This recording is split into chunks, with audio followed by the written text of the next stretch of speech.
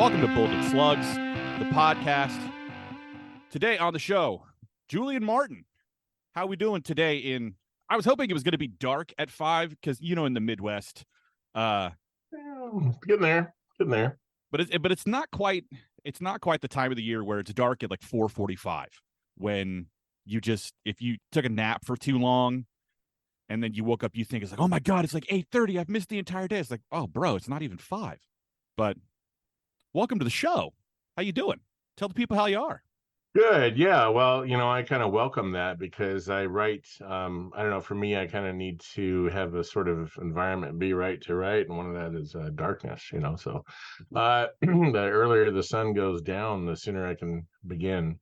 I pulled the curtains shut and stuff lately because I've been fighting for time so much that often after work is the only time I really get to get started or, to really. I'm trying to change my habits a little bit. So just trying to wait till 9 or 10 to write anymore, when it's getting closer to being my bedtime. So, but yeah, so I bring on the darkness. I welcome it. That's Perfect. So I'm content. Kind of like the literary equivalent of Batman when it's like, when it gets dark, I go to work. Or there you go. Yeah, you can't go out when there's sunlight. You can't put on your cowl and start fighting crime. So, but I'm like Frank Booth in Blue Velvet. Now it's dark. So speaking of darkness, now when people talk about, I write dark things or I appreciate, dark themes, dark messages, things like that. What are you talking about? Or how does that apply to you in terms of the material that you put out? What's dark about it? Or what are you trying to say about the darkness?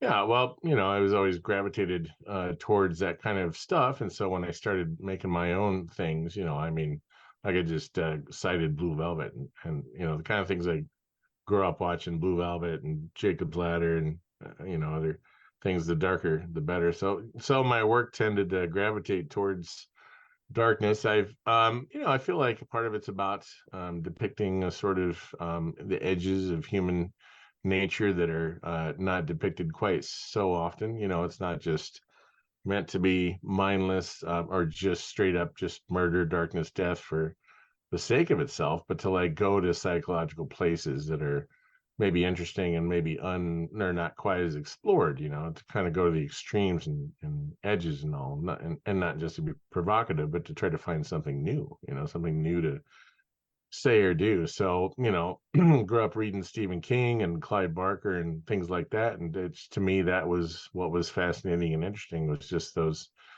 kind of, like the opening of Blue Velvet, hey, it's sunny, happy town. There's the firefighter. There's, the nice people and everything. And then you look down below and then there's the darkness below and the insects are scrambling about and everything. And so it's kind of like exploring those hidden things hidden underneath the surface. So the gritty underbelly, if you will. Of just the human condition, and and it's certainly not to say like, hey, this is how you should be. I don't think you would watch Blue Velvet and go, hey man, I want to be like Frank Booth. I just want to be a stone cold ass psycho and murder and stuff. And it's not to say that you could pick you couldn't pick a worse example for anyone to either idolize or emulate. Yeah. I would probably say that Frank Booth is not nearly as close to the bottom as maybe one would believe. No, but so, often I would write things more as sometimes like a cautionary tale. I mean, my first screenplay, Martin and Sire, is about a guy who meets a woman and she's like, you have to kill me because when I was young, death came and I was very sick, and death came and took part of my soul, but not all of me. And so I need to become complete in death, and you need to do it. And he's like, hey, baby, I'm trying to hang on to my sanity here.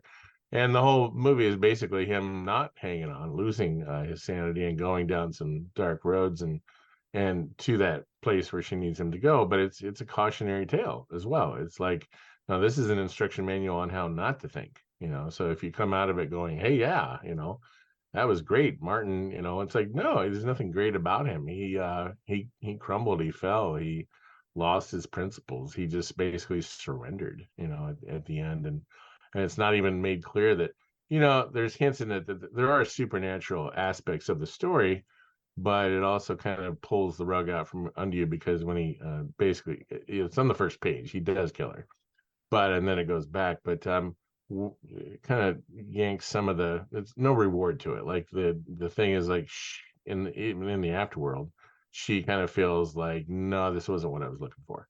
So there's no So ultimately, she didn't get out of it what it was she was expecting to get out of it, or the reward that she might have thought was originally promised, that kind of thing.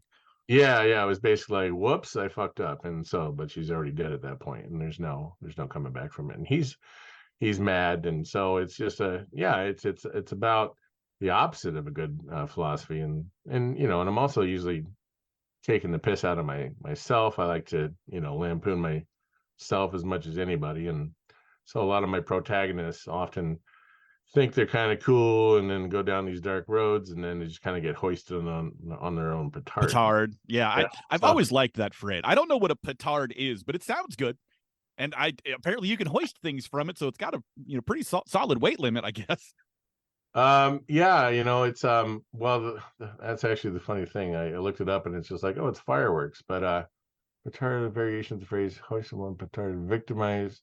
Maybe it's like when you blow out your own ass up. Oh, well, I Yeah, mean, listen, um, shortest distance between 2 points is blowing it out your ass. So, mhm.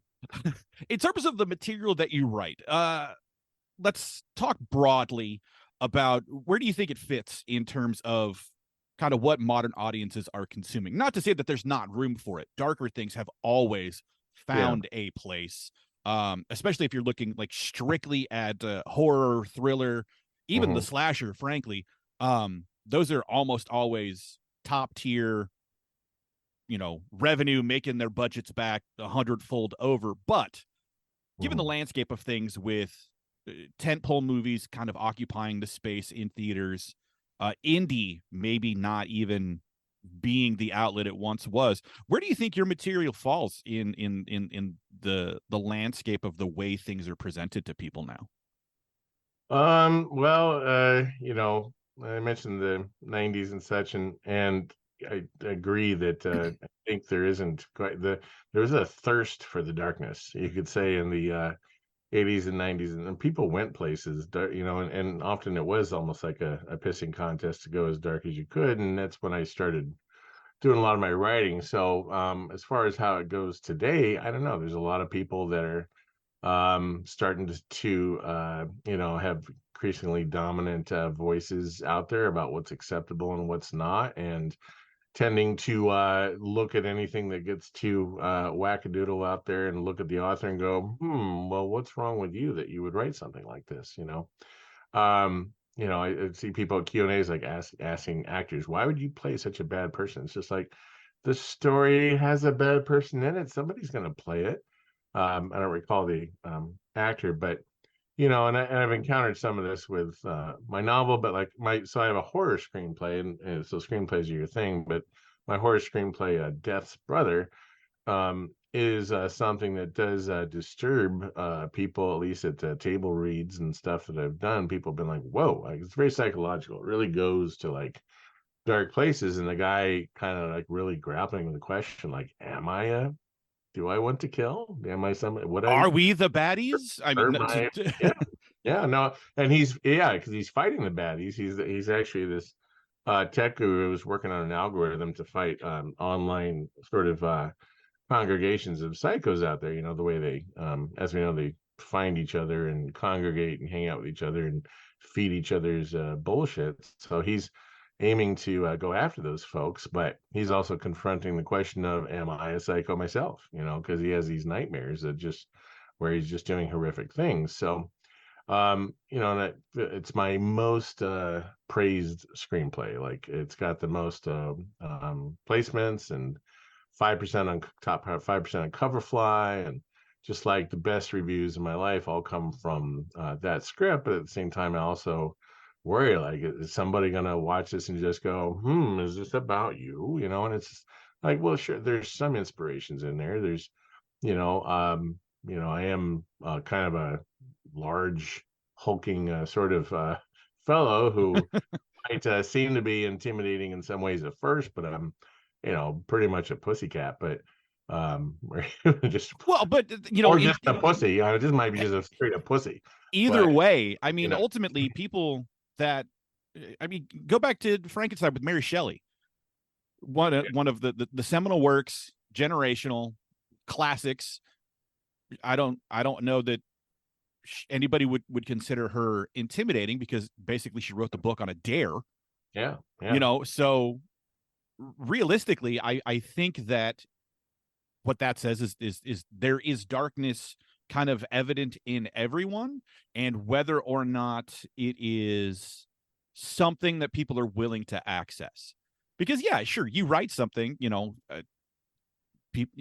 every true crime, I mean, shout out to all the podcasts out there. Go true crime. You guys are going to crush me in the ratings because I can't do documentary style. But there's an appetite for it. Every 2:00 in the morning episode of Dateline is almost always, oh, I've seen that one before. Or how many times do, not so much lately, but serial killers have historically been popularized, almost idolized to a degree. But the appetite, I think, for that darkness, people are asking, what are we capable of? And is there some of that in me? Am I being honest with myself that it exists? Or am I trying to look at it from arm's length and say, wow, those people are weird, but I'm totally fine. There's nothing wrong with me. It's everybody else. Do you think that that's an honest assessment of kind of the dark impulses that people have? Is it something that is in everyone, or is it something that some people they can't tap into, and they can't be honest with themselves about it? Sure. Well, it's hard to say. So many works of art have had that thesis that you don't really know what you're capable of until you're in a sort of a situation. Yeah.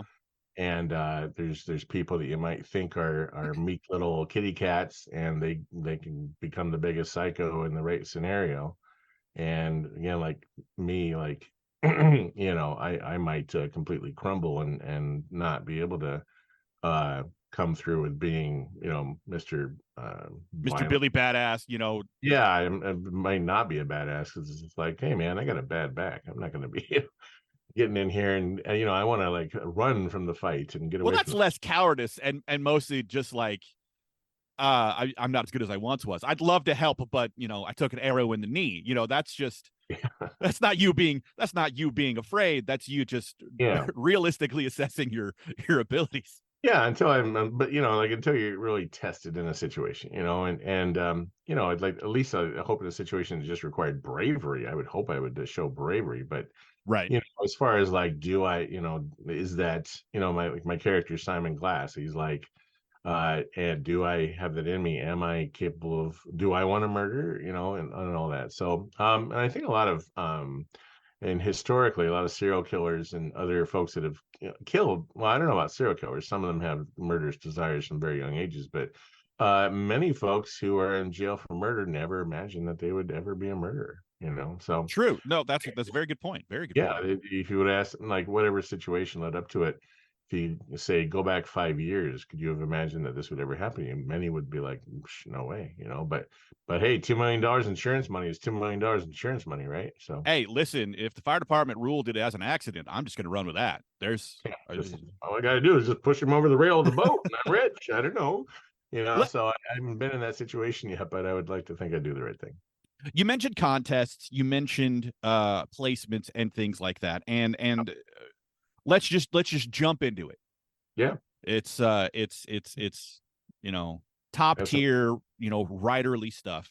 How do you feel about contest? I mean, we can start a little general and maybe drill down a little bit specific, but do you feel, I'll set the premise for you, do you feel that it is valuable in terms of creating a career by kind of getting a gauge of what audiences want? Because ostensibly that's what these contests sometimes are sure. are asking you to do, is like, hey, show me the next wave of whatever is going to be popular. But also, we're told not to chase trends. We're told, be you, have your own authentic voice. So how do you feel the contest world and things of that nature benefit you as a writer? Well, sure, you should think of that perspective. You submit to the blacklist, and they're pretty clear. They're just like, hey, we're just looking at it, just like just like your middle of the road producer. Like, is this something that's gonna have legs? Is this gonna make buy? Is this gonna profit? Is this gonna be good with audiences or people?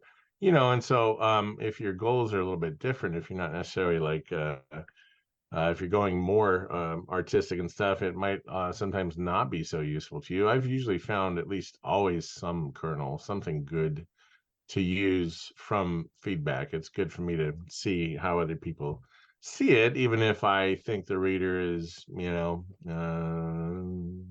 their rocker. I mean, not aligned with me, or maybe just they're somebody that's chasing popularity themselves, and a lot of people are just like, this is what works and stuff, and many of those people often get work and at different levels, that they might feel very successful, but it wouldn't be something that I would feel successful doing necessarily. I'm pretty ambitious. I'm shooting for the top. I don't know if I don't necessarily, maybe I don't always achieve that, or I would like to think that if my films were made, that they would be, remarkable or distinctive in some sort of way, that they would stand apart. So, but you can parse that through through filters and through lots of different critiques as well. So you tend to you submit a lot, you hear a lot.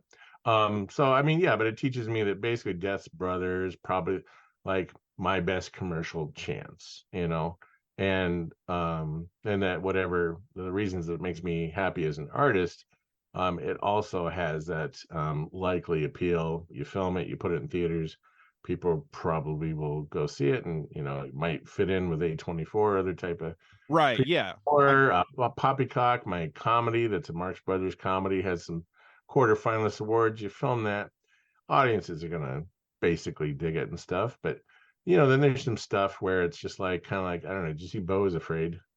I have not. Okay, I've only so seen reactions to it.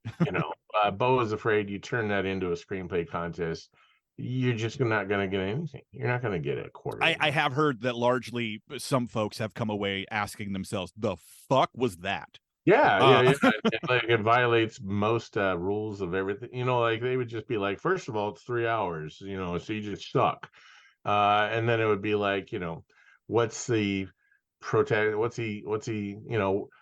Is he likable? Is he unlikable? And all this. It goes against a lot of the conventions that we as Yeah. writers are told. So the more rebellious you're being, you're also going to fail to some extent in those contests and all, and to some extent, maybe that's okay. I've seen some daring wackadoodle ideas also succeed in those contests. So sometimes just sheer writing quality and stuff could help. But so it's hard, you just have to take it in context. But it's easy.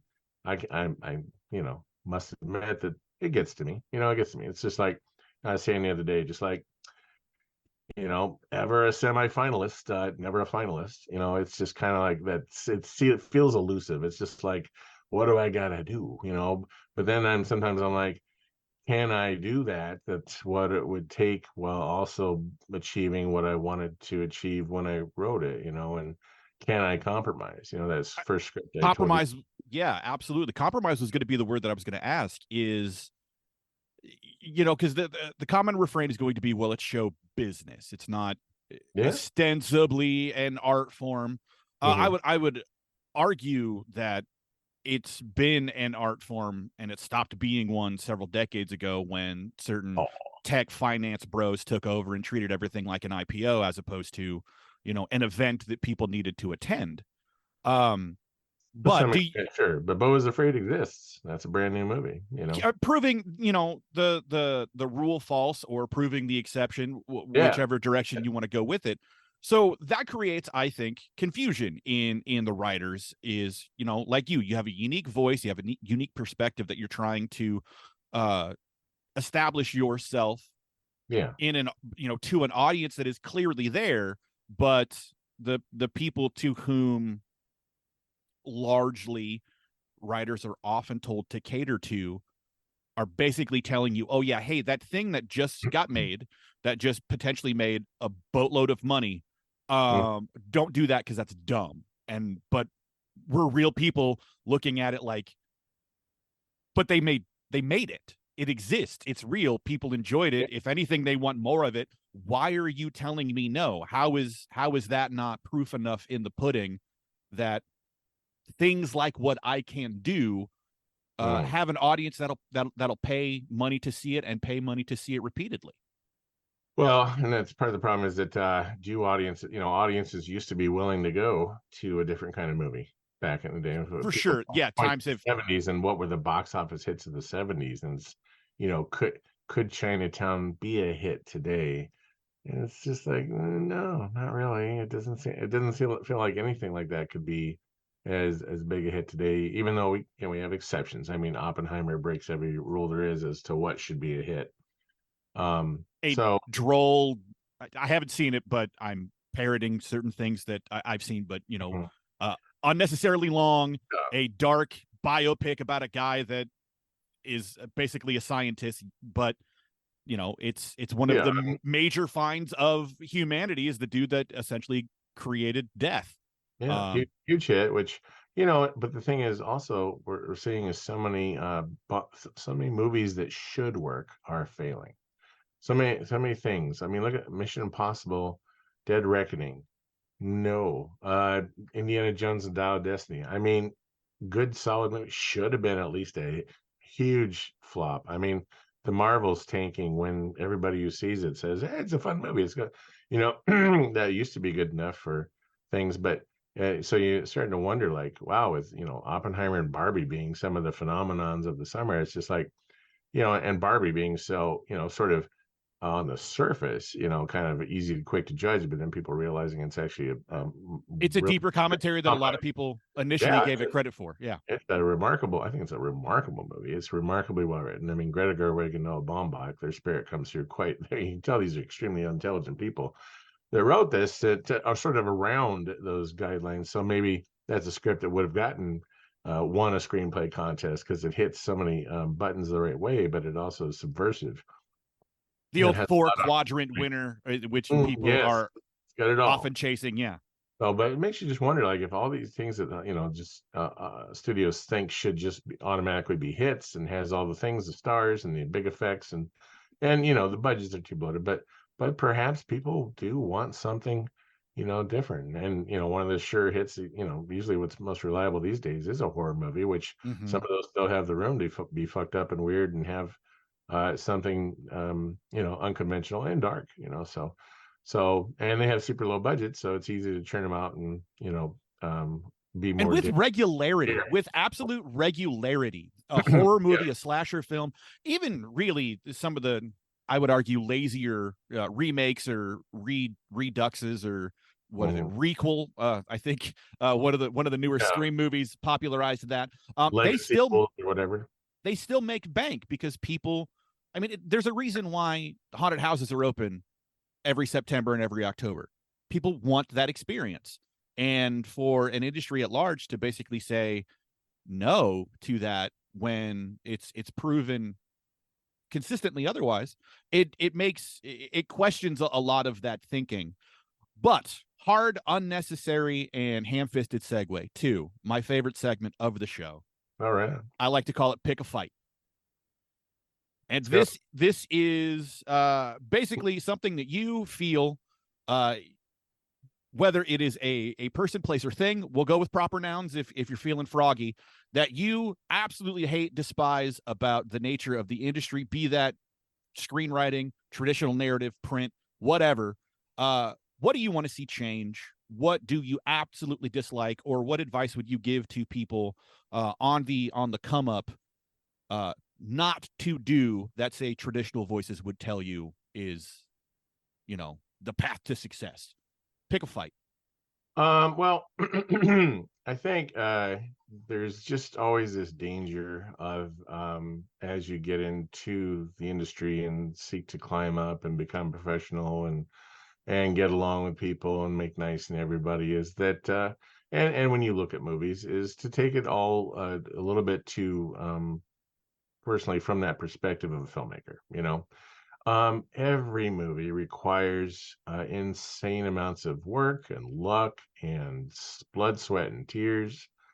even the worst pieces, there's the thing. So, like, before I used to just be an audience member, Hmm. and Hmm. when I talked about a movie, I didn't give a damn about how much time or effort or sweat, whatever, went into it. So it's just like my opinions were, could be brutal, could be harsh, but they were from the perspective of the audience. And I just feel like sometimes there's a lot that goes on in the industry among people and professionals that's too much from the perspective of the industry towards these films and not necessarily enough of what the audience feels. The audience, again, has no obligation, and it's great. I mean, anybody that's working, deserves a certain amount of respect and all, but at the same time, there's tiers of quality, and I've met many people that really like to, uh, make themselves seem really jazzy and successful and at it and stuff because they're in the industry somewhere working, and that's like, yeah, that's really cool. Like you're in the door, you're in Right. Hollywood. That's right. You've written a movie that got produced. Woo! You know what? Every piece of crap out there has gotten somebody who wrote it. And I've seen some people just really get, um, kind of a lot of us, a lot of puffery blown towards their direction and perhaps up their ass. And then when it comes time to actually look at the finished product, it's like, it wasn't that special overall. And so, you know, um, and it's tough when you're, there's people you don't want to work with, you want to be hired and stuff, but You don't want to piss anybody off by you don't saying, want to "Hey, piss I didn't anybody like off. that thing you did." Yeah. Yeah, and I don't say too much negative about movies on Twitter anymore. I had to teach myself to, clamming a little bit on slamming anybody too hard, even if I'm just simply stating as a viewer how I felt about it.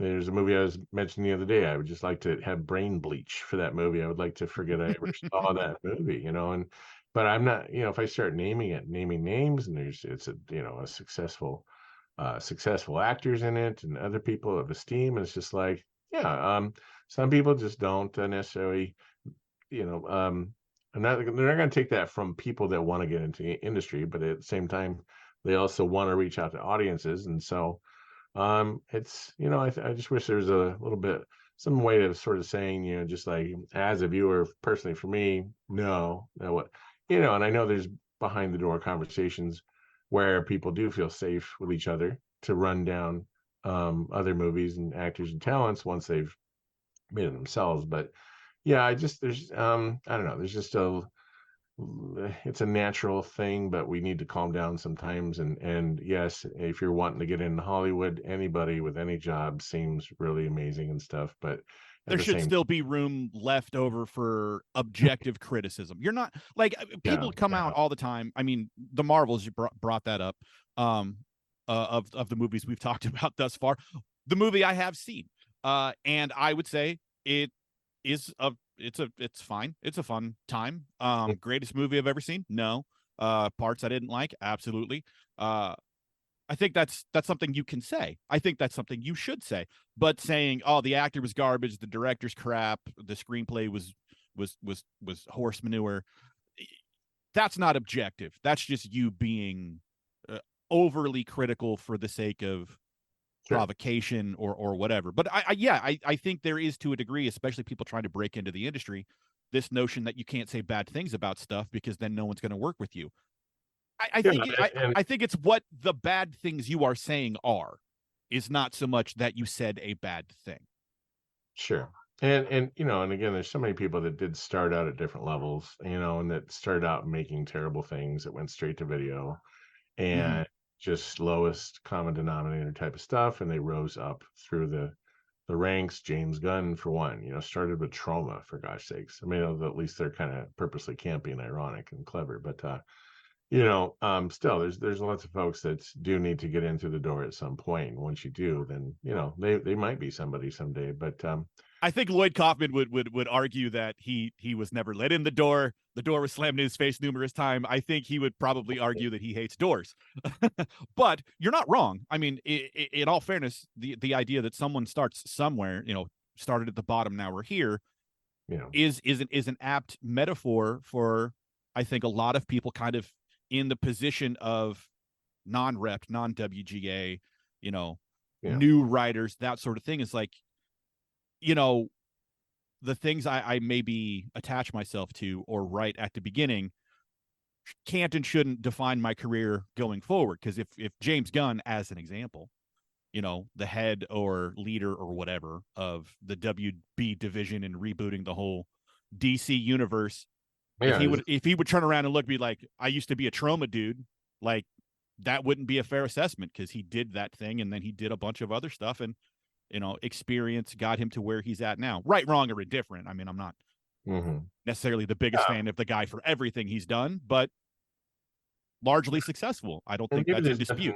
Maybe there's nothing to be done about it. Most people like James Gunn probably has like, 2 or 3 people he can even talk to about what he really thinks. If James Gunn walks in and thinks the movie's dog shit, walks out of that just like, what the hell happened with it? And like, who can he really tell? He can tell probably a dog, because that's the only person that can't talk back. His wife and like maybe 1 or 2 real tight homies that he's got. Maybe he can call up Chris Pratt and they can talk crap about other people all day. But so maybe there's just nothing can be done about it. But just remember that just because you haven't won a screenplay contest doesn't mean you aren't good. Just because you have doesn't mean you are amazing. Because you've had a movie produced doesn't necessarily mean, we've all seen movies that have won Oscars that we think are crap, that it's just like, with that script, how did that get Best Picture? Or conversely, people that had what would be, this is the notion of the one-hit wonder. You were successful and then you effectively vanished and was never heard from again. Does that mean your success, it's the old tree in the woods thing, is it happened, but it wasn't sustainable. Yeah, I mean, how do we know that this fight is even going to pan out into the 30, 40 year career that apparently used to happen so frequently, not even 2 or 3 generations ago? People now fight for positions, especially with shows. It would be one thing for shows to get picked up, shoot a couple episodes, get canceled. Everybody's kind of been on board with that since like the 70s, right? But now you're full on making movies, and then they're like, no, we're not even going to release that. So what if that was your break? What if that was it worked out once with the Wile E. Coyote thing? I'm hoping that it'll work out again with other things, but that's kind of where we're at now. Is you'll make it and they won't even let anyone see it. There's a million ways to get your heart broken. Yeah, and well, you can just look at Rotten Tomatoes every week or Metacritic and just look at all the movies that come out every single week. Not even just the direct-to-video ones that are just largely disposable, but the ones that actually are critically praised. You can find every week so many movies, and I don't see them all. I can't see, but so many movies that are lauded by critics, 80, 90% on Rotten Tomatoes, and you're like, what the hell is that movie? And I just think about that heartbreak. What if I break through? What if it gets made? What if they make it amazingly? What if critics watch it and say, God damn, it's a good movie.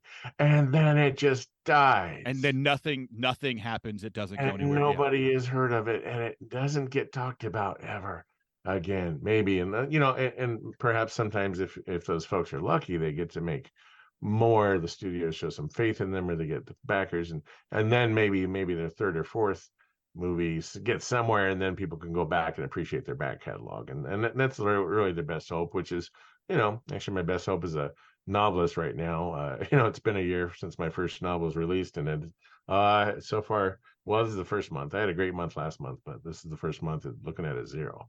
Well, that's good that you bring that up, because I wanted to make sure that I mentioned that in the time we have left. Tell people where they can find you, where they can find your material. I know that you were talking earlier on Twitter, not only about the book that you just came out with, but potentially that there might be, I don't know, more in that vein. I think you were kind of alluding to that earlier today. So tell people where they can find your stuff and what you're working on. Right on. So yeah, my first novel is on Amazon, ebook and Kindle Unlimited, and paperback and all that. So it's been out for a year or so. It's got good reviews, 4.4 on Amazon with 14 reviews. So doing good with readers that have found it so far. And my website, julianmartinwriter.com, has a link to it, or you just, look it up on Amazon. It's easy to find. I'm right now 47,000 words into the sequel. So that book's called, so the first one is Juni-Q and the Secrecy of Desire. And then the sequel that I'm getting towards the climactic moments of is Juni-Q and the Allure of Hypocrisy. Ooh. And it's, I think it's very organic. It takes to talk about this one is to spoil the ending of the first one, really. Because well, we got a minute and a half left, so I'm going to cut you off there because I don't want you to give away the goods. Yep, no, but keep hopefully 2024 for the sequel coming out with covers with amazing original artwork by a local artist here. So I think if you see my book cover, you're going to know it's amazing. The prose is I think beautiful. I absolutely love the cover of your first book. I love that cover. Yeah, the second one's going to be amazing in a completely different way. It's a totally different color scheme. It's going to be gold and black and everything, so it's going to be really beautiful. But I'll just say they're books like none other that anybody's been able to point out to me so far. So if you read them and go, I've read this before, tell me, please, because I have no idea. Nobody has been able to easily compare them. Although there is a strong influence in the first one from the movie La Ventura by Michelangelo Antonioni. So love it. Such a film guy. Like I write a book and it's still inspired by films. With a little bit we all come from somewhere, and we tell the stories that we tell, and doesn't matter the medium. We're going to say the same thing. Julian Martin, thank you very much for coming on the fastest half hour in the business. Thank you for having me, Zeus. You bet. We'll talk to you later, and hopefully down the road we'll have you back on talk about that second book. All right. Good luck with your podcast, and great success to you, fellow Iowan and immortal sovereign. So take care. Thank you, sir. Have a good day.